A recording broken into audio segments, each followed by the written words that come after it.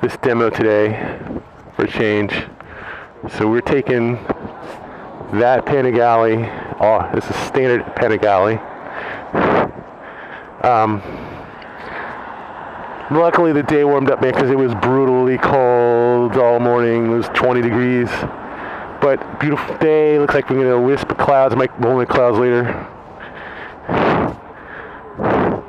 And we're going to go with another guy who's taking that monster 848 out, I guess. Is 848.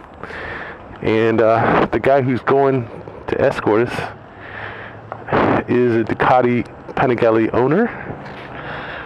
Unfortunately owned the white Panigale that I talked about last time. I say unfortunately because he unfortunately had an accident with it in Skyline Drive.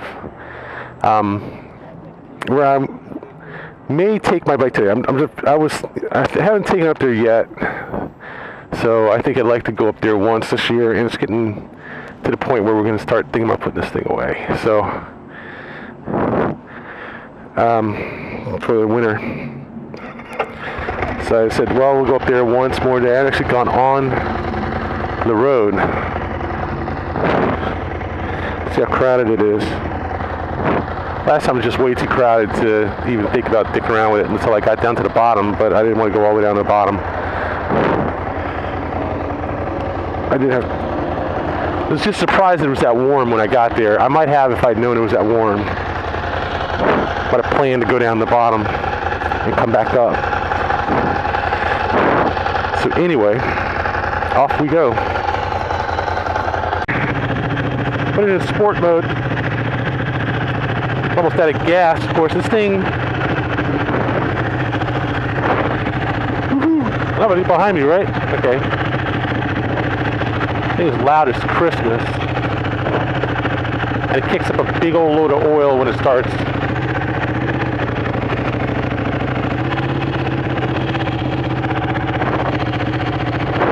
Not too bad riding position though, it's a little bit forward.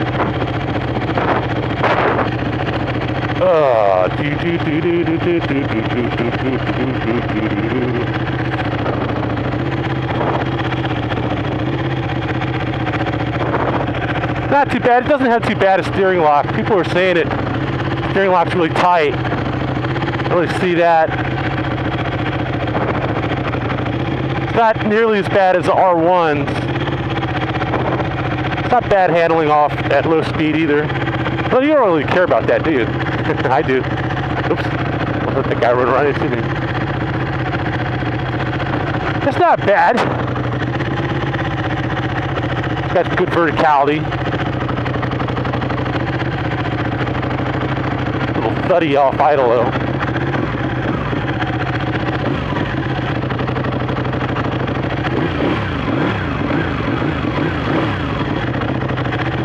Definitely a little chuddy off idle.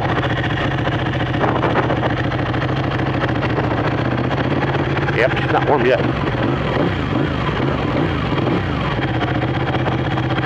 A little tough to get it off idle.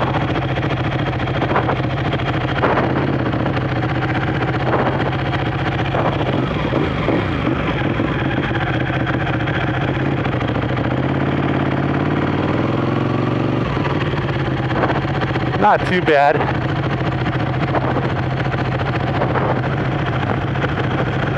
All right, let's try not to drop it.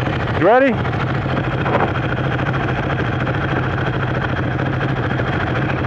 Got EBC at 1, DQS on, quick shifter. Might as well turn that off. I'm not so intentionally use a quick shifter.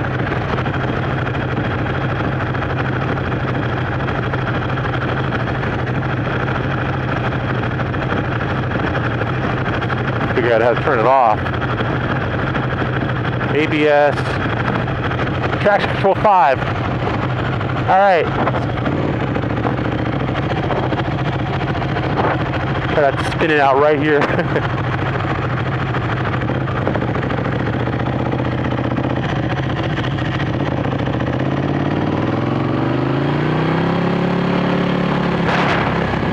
Not bad. It's a little chuddy off idle, but not bad. After you, sir. Definitely requires a little little gas.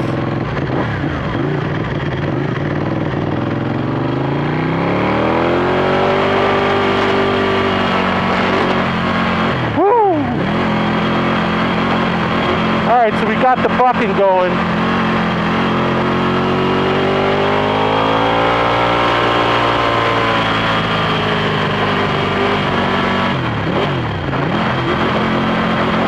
Couldn't set the engine braking. Stuff was loud as shit.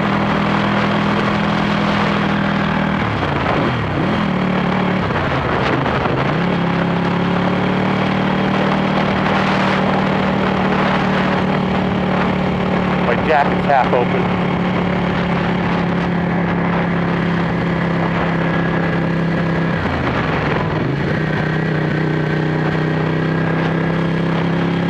I don't know how much gas it's got in it. It's already got the warning light on.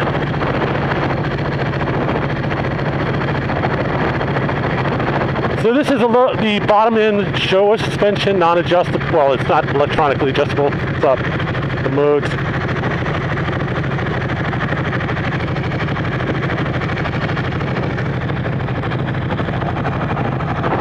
Yeah. Oh, that's a little bit too much light.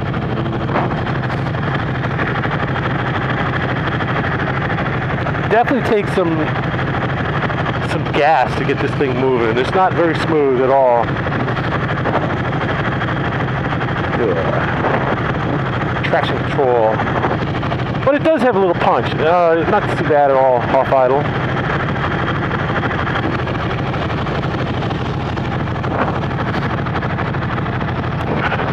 So we got here. This is a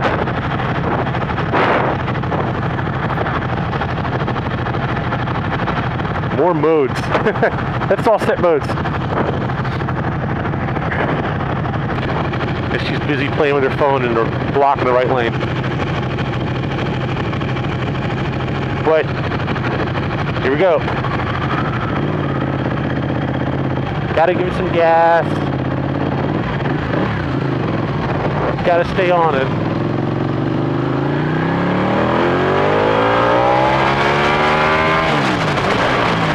Or some asshole fucking cut us off.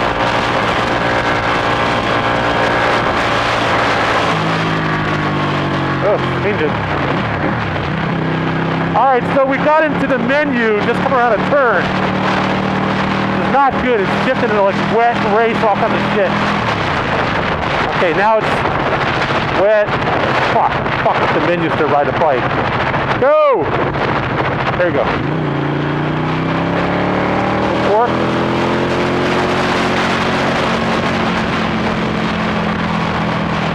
Not bad, it's a little heavy in the back.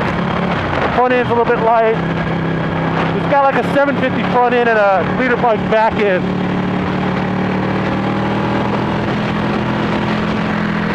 Around 5,000 RPM. I just think the throttle's a little it's got that shit throttle where you can't get it to cruise. Nice brakes. It's always good to find that out when you approach your car.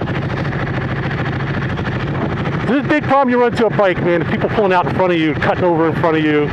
Man, it's such a pain in the ass. They don't realize you're doing 60 or 70.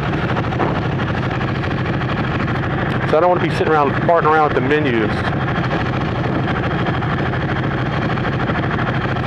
I'd say this one major disadvantage of this bike is the tendency to go into that menu when you're trying to ride it.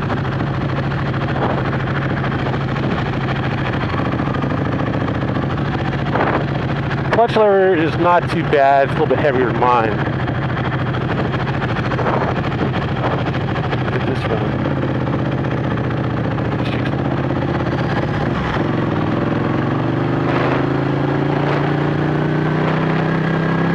Bike definitely does not like to cruise. It wants to. Some people, I've heard it said, it wants to go. It wants to accelerate. Listen to this, and I don't know if it's out of gas or not either. That's the problem. It's gonna do a lot of clutching.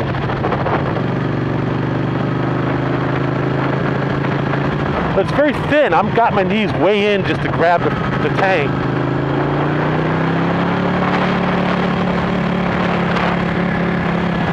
.37 in second gear, 4,000 RPM. I could see not having that stupid number pop up though.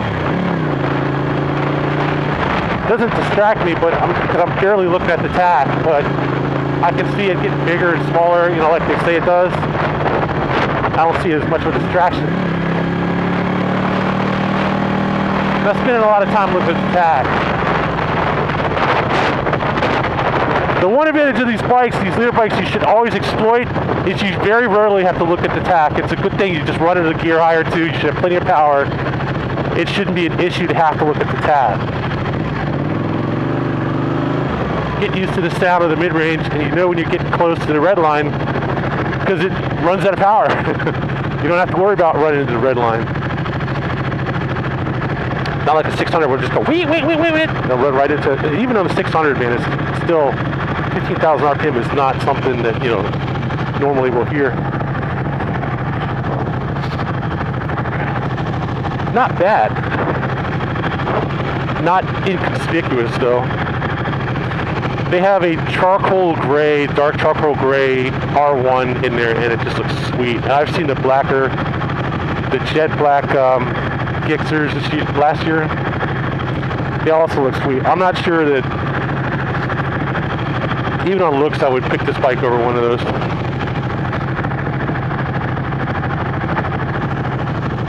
But is it nice looking? Sure, you know.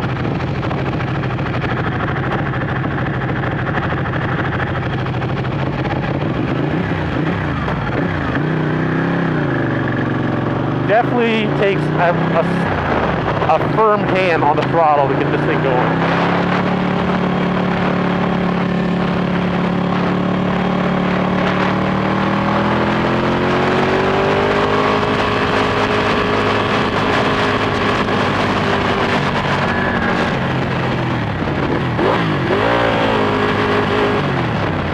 Firm hand on the throttle. I'm going to let him do his thing.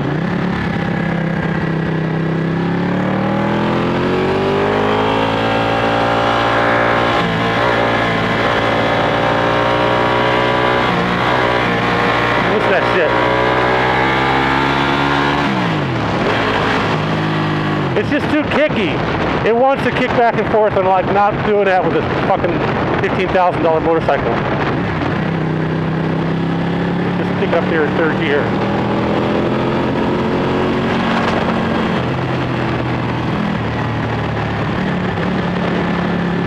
See, I could ride it like this. It's too kicky in the lower gears, that's for sure. But very smooth in third. Run it like 4,000.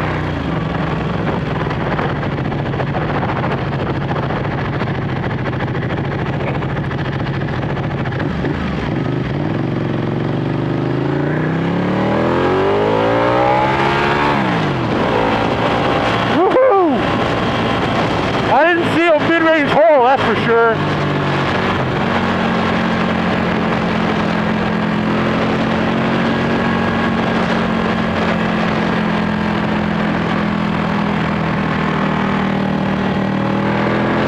I don't see a hole in the mid-range. If there is one, you get to it pretty damn quick.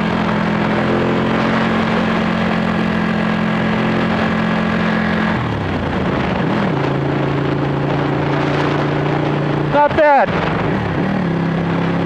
The throttle sucks, there's no question about it. It just jumps around too much.